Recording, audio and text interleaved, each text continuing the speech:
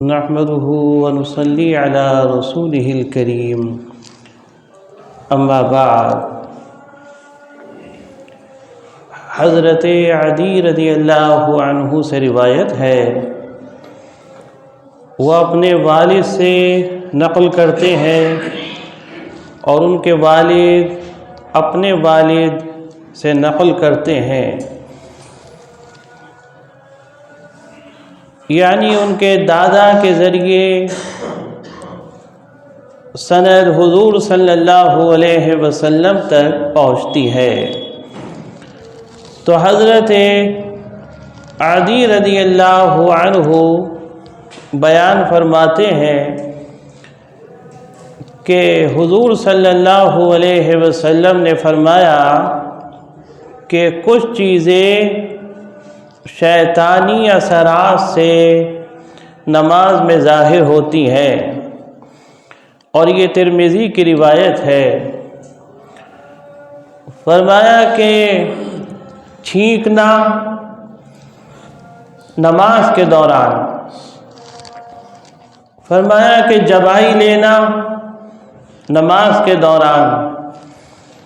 فرمایا کہ اونگنا نماز کے دوران، یہ شیطانی اثرات سے ظاہر ہوتا ہے۔ یعنی ایک نمازی جب نماز کے اندر مشغول ہوتا ہے اور وہ اللہ سے قریب ہونا چاہتا ہے، اللہ تعالیٰ کے دربار میں سرخرو ہونا چاہتا ہے، تو شیطان کو کیسے گوارا ہوگا کہ ایک بندہ خدا سے قریب ہو جائے، اس کی نماز مقبول ہو جائے، اس کی نماز درجہ کمال تک پہنچ جائے، اسے اللہ کا قرب نصیب ہو جائے، تو وہ اس طرح کے اثرات ظاہر کرتا ہے کہ چھینکنا جو بکثرت ہو، یہ بھی اس کی تشریح میں محدثین نے فرمایا ہے بکثرت چھینکنا، کہ خیال و گمان بھی نہ ہو اور سلسلہ شروع ہو جائے اور ذہن ہٹ جاتا ہے، اس سے ماحول بدل جاتا ہے۔ چھینک آئی اور اس سے ذہن منتشر ہوا اور نماز کا خشوع اور خضوع جاتا رہا، جبائی آئی اور اس سے سستی کا اثر ظاہر ہوا اور نماز کا خشوع اور خضوع جاتا رہا، نیند کا غلبہ ہوا، اونگنے لگا، نمازی نماز پڑھتے ہوئے نماز کا خشوع اور خضوع جاتا رہا۔ شیطان ہر طریقے سے کوشش کرتا ہے نمازی کی نماز کو خراب کرنے کی، اس لیے فرمایا کہ مل مل کے کھڑے ہوا کرو۔ جماعت کا مقام تو بہت افضل ہے، یہ تو تنہا نمازی کا معاملہ ہے، اور یہ معاملہ جماعت کے ساتھ بھی خاص ہو سکتا ہے، جماعت کے ساتھ بھی خاص ہو سکتا ہے، کیونکہ جماعت کا معاملہ بہت اونچا ہے۔ جماعت کی نماز اللہ کو بہت پسند ہے، تو جماعت کے اندر بھی یہ معاملہ ہو سکتا ہے، اور اس میں جو حضور صلی اللہ علیہ وسلم نے تدبیری احکامات دیے ہیں کہ یہ تدبیر کرو اور اس انداز سے شیطان کے راستے کو بند کر دو، فرمایا کہ مل مل کے کھڑے ہو، کاندھے سے کاندھا ملا کر کھڑے ہو، اور فرمایا کہ اتنی بھی جگہ نہ چھوڑو کہ جس جگہ میں بکری کا بچہ داخل ہو سکے۔ مثال دی بکری کے بچے کی، وہ بہت مختصر سی جگہ میں سمٹ جاتا ہے اور اس میں داخل ہو جاتا ہے۔ فرمایا اتنی بھی گنجائش مت چھوڑنا، ورنہ تمہاری جماعت کے لیے، تمہاری نماز کے لیے ایک بہت بڑی خامی پیدا ہو جائے گی اور شیطان کو ایک راستہ مل جائے گا اور پھر وہ اپنا کام شروع کر دے گا۔ شیطان اپنا کام شروع کر دیتا ہے، موقع تو ہماری ہی جانب سے ملتا ہے، نمازیوں کی ہی جانب سے ملتا ہے، جو صحیح احکامات ہیں ان کو صحیح طریقے سے عمل میں نہ لانے کی وجہ سے ہم معمولی سمجھتے ہیں، نظر انداز کر دیتے ہیں، حالانکہ یہ ہماری نماز کے لیے یہ ذرا سی بھی لاپرواہی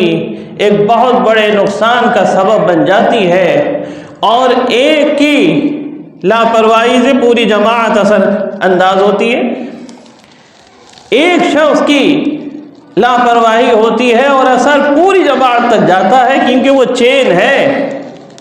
وہ ایک پوری چین ہے، حرکت ایک کڑی کو دیں گے لیکن اس کا اثر بہت دور تک جائے گا، اس کا اثر بہت دور تک جائے گا اور وہ پوری جماعت کے اوپر اثر انداز ہوتی ہے۔ حضور صلی اللہ علیہ وسلم فجر کی نماز جماعت کے ساتھ پڑھا رہے تھے، آپ امامت فرما رہے تھے، سورہ روم کی آپ تلاوت فرما رہے تھے کہ کچھ آیات مشتبہ ہو گئیں، یعنی ان آیات میں آپ کو اشتباہ ہوا، جسے ہم کہتے ہیں کہ متشابہ ہوا۔ آپ نے سلام پھیرنے کے بعد ارشاد فرمایا کہ اپنے وضو کو اچھے طریقے سے ادا کیا کرو، وضو اچھے طریقے سے کیا کرو۔ فرمایا کہ وضو کے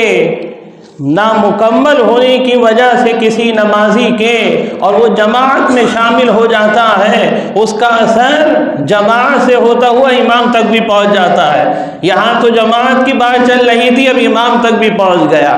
اس کا اثر امام تک بھی پہنچ گیا۔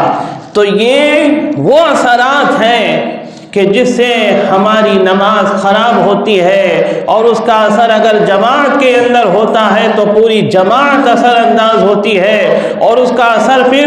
امام تک بھی پہنچتا ہے کہ اس کو بھی متشابہ ہو جاتا ہے، یا اس کو لقمے کی ضرورت پڑ جاتی ہے، یا آیات کے اندر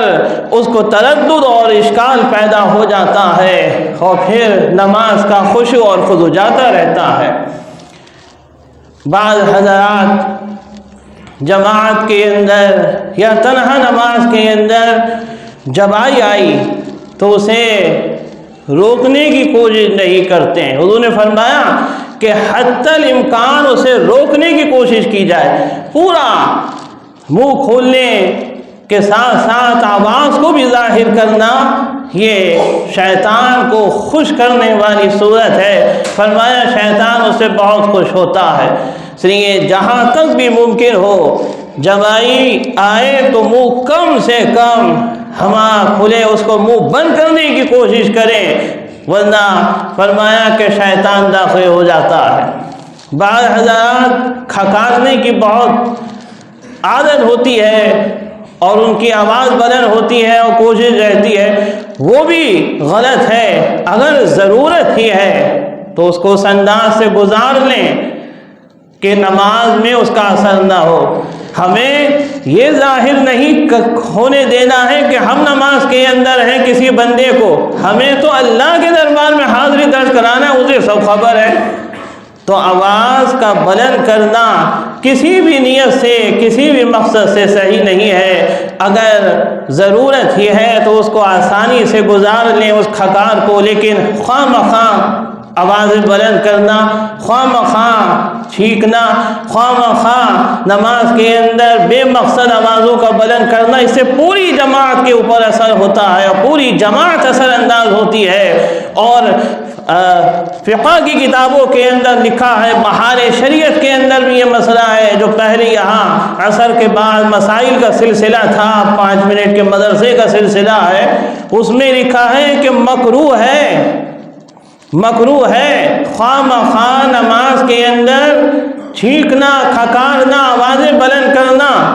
بے مقصد نماز میں آوازیں نکالنا، ضرورت نہیں ہے پھر بھی کھکارنا ہے، ضرورت نہیں ہے پھر بھی آواز کو نکالنا ہے،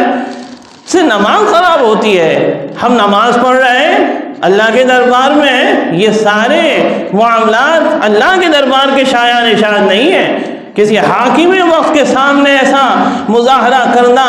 اس کے دربار کی شایان نشان نہیں ہے، اور یہ سب سے بڑا دربار ہے، یہ دربار ہے اللہ جل شانہ وعم نوالہ کا دربار، یہاں ایسا معاملہ